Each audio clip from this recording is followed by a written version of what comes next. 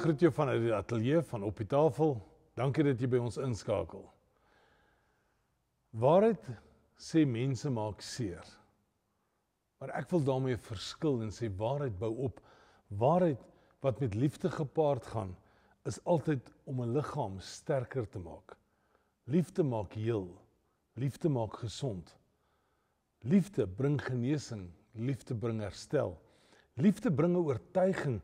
Liefde verander alles. Geen wonder Paulus skryf in Korintiërs 13 vers 7 die volgende. Die liefde, dit bedek alles. Die liefde glo alles. Die liefde hoop alles. En die liefde verdra alles. Hopelik is ons liefde ook gemeet aan die liefde wat Jesus vir ons het.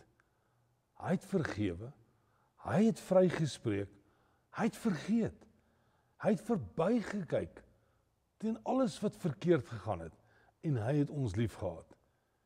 Wees lief met Jesus se liefde in jou. Ons dra 'n bandjie wat sê, what would Jesus do? Jesus het so lief gehad, dat hy bereid was om te sê, ek gaan nie 'n swart boekie ronddra, boekhou van die kwaad, van dit wat jy verkeerd gedoen het nie. Ek wil jou net vryspreek.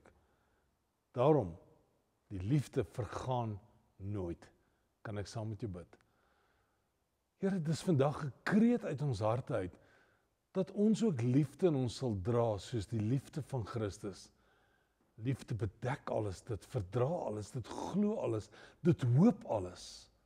Mag dit dan wees dat deur die liefde van Christus ons so sal dring vir mense rondom ons, dat almal kan sien dat Jesus deel is van ons elke dag.